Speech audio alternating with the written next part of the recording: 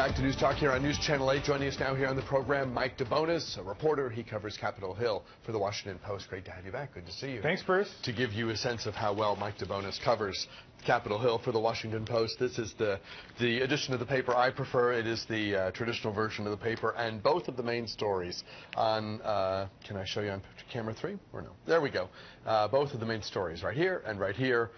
Byline by Mike Debonis, one on Iran and one on the Planned Parenthood issue. We're good to have you back. We're going to talk about the Planned Parenthood videos and about whether Congress and the White House are headed for another, and whether we, along for the ride, unwillingly are, whether we're all collectively headed for another shutdown, showdown. Talk to us first, Mike, if you would, about the videos that were taped in an undercover fashion of some people who work for Planned Parenthood, and what concerns have been raised by these images. Sure. The videos quite literally came out of nowhere.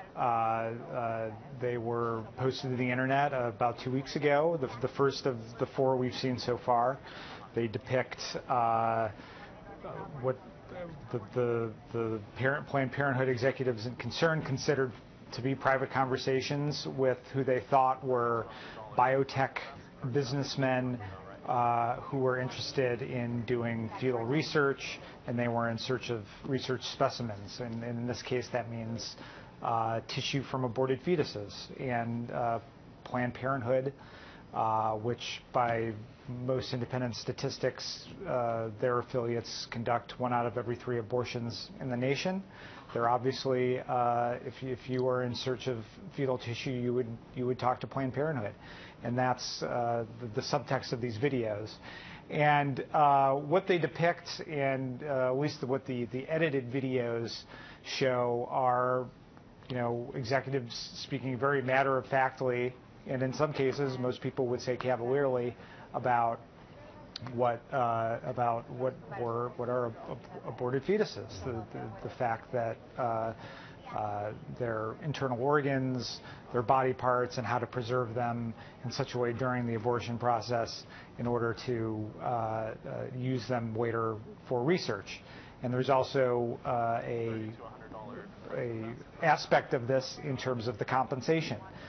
There were what appeared to be negotiations over money, and that's important because there's a federal law that says you cannot be selling these tissues, these organs, etc., for profit. You can recoup your costs, but you can't come out ahead at the end of the process. And the producers of these videos say that this shows that they're making money somehow on this, and that's something that Planned Parenthood has very vigorously denied. Remind me the name of the organization that it appears is responsible for these videos, and how much, if anything, do we know about this organization? Sure. It's called the Center for Medical Progress. There has been some controversy that when they filed for their tax-exempt status, they misrepresented what the purpose of the organization was. It wasn't shown to be something involving activism, anti-abortion activism, or anti-fetal tissue research activism.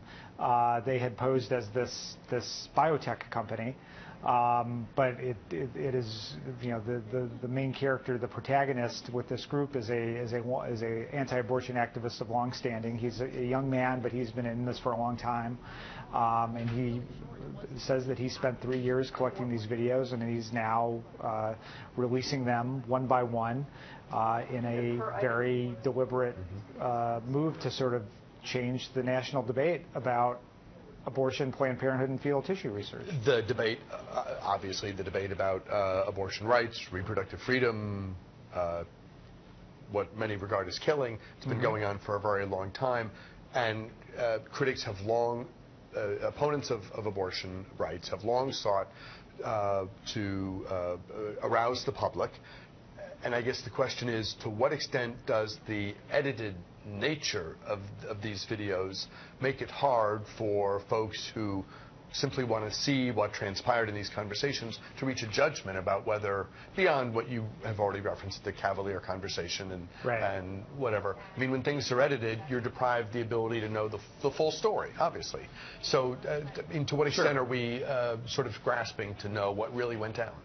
Well, you know, I've watched. I have not watched they have put the full unedited video up, and I haven't sat down for 45 minutes or in some cases and watched the whole thing. I have, you know, moved to various parts of the video, and most of these videos are, you know, conversations that are happening at a fairly technical level.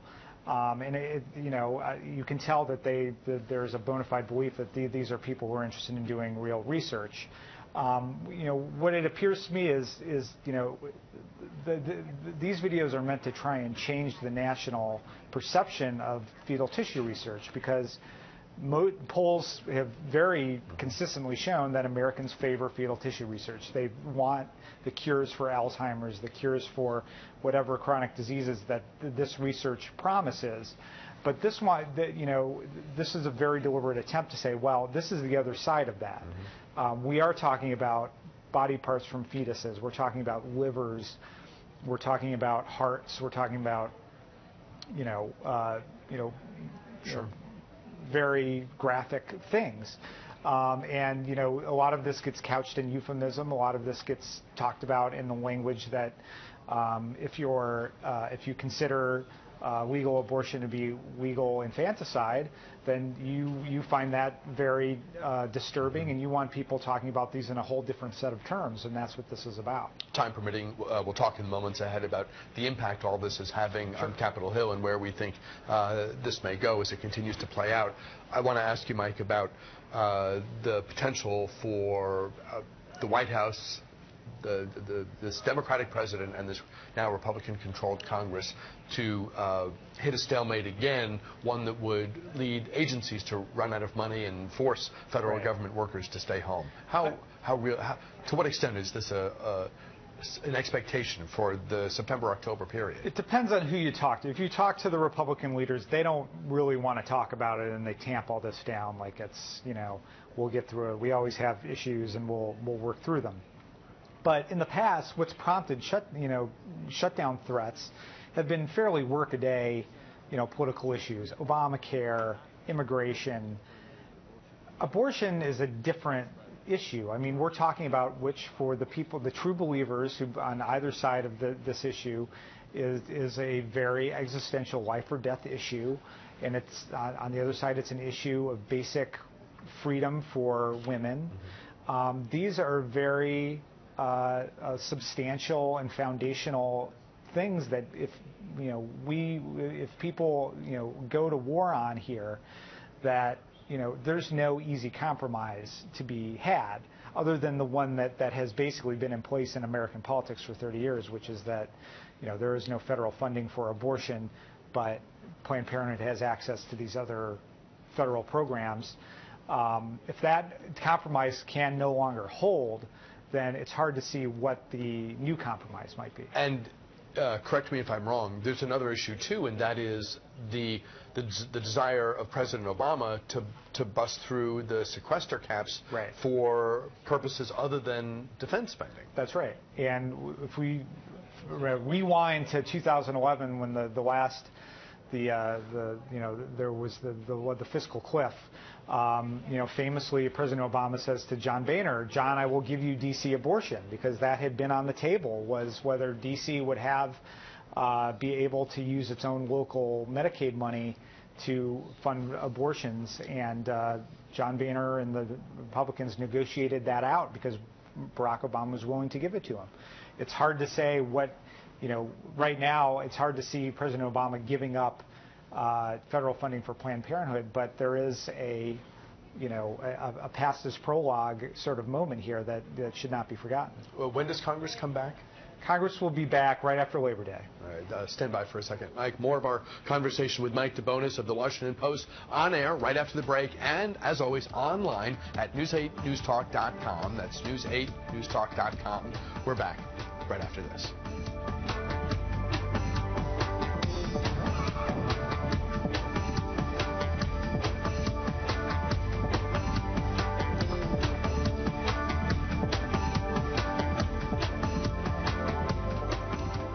7:14 now before the hour. Welcome back to News Talk and our conversation this time with Washington Post reporter Mike Debonis.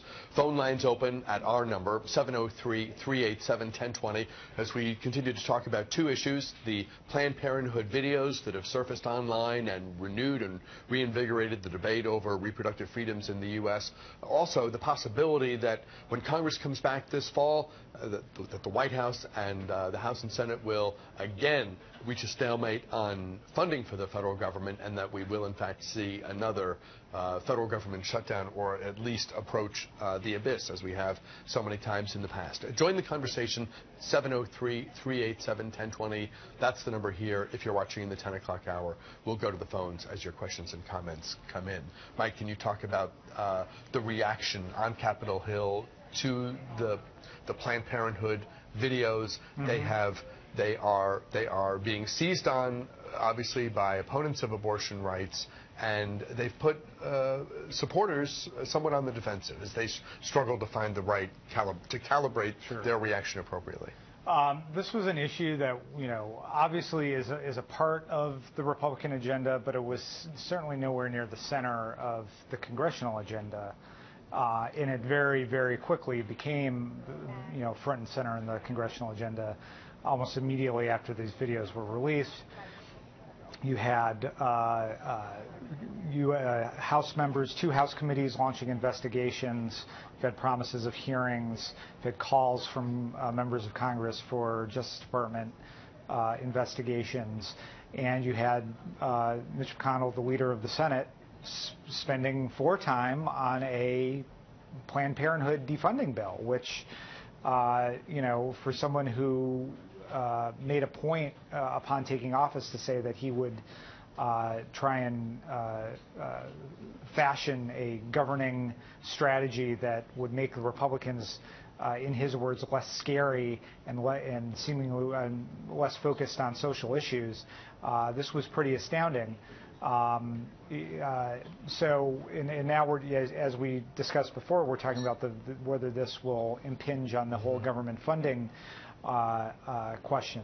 So it's almost astounding how effective it has been in really resetting the agenda. And for folks like Hillary Clinton and for Democrats on Capitol Hill, they've been forced to answer. What do you think of these videos? And as they sort their way through edited and full-length videos, they have to chart their course carefully because they don't want to seem cavalier about this issue, but the party has been a defender of abortion rights generally, so there's that constituency too. Republicans are loving this if for no other reason. They're watching Democrats squirm trying to respond to this, and some senators and congressmen are veteran defenders of women's rights and women's health and are very comfortable talking about this. But that's, I would say, not a majority of Democrats. Most would rather not be talking about this. And the way that they tend to be reacting right now is to say that I'm very disturbed to hear this. I mean, even Hillary Clinton, I believe, has used that word. And some have gone so far to say as they're disgusted, and there are a handful of Democrats who would certainly wish this would go away and might be willing to join with Republicans to save themselves some political trouble in the future. Sure. Can you talk about the procedural vote and why it played out the way it did, and what maybe that tells us about where people are, at least at the moment? Sure. In the Senate, you need 60 votes to even consider a bill that's this controversial. Basically, this was a procedural vote on whether the Senate would even take up the bill and then start to debate it and amend it. And really, it broke down almost entirely along party lines. One Republican who opposed it was Mark Kirk, the Republican from Illinois, who's facing a very difficult re-election next year. On the Democratic side, you had two senators who were generally considered pro-life, Joe Manchin and Joe Donnelly of West Virginia and Indiana, respectively. They opposed it without saying a whole lot about it.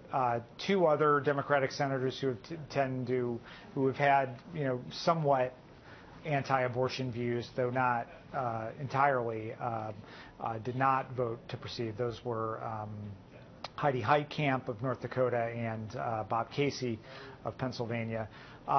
What it shows is that there's no way to get a standalone piece of legislation which requires 60 votes through the Senate, but there are in the very complicated world of congressional calculus.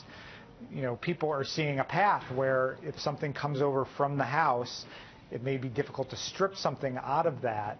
And then the question is, would Democrats filibuster that?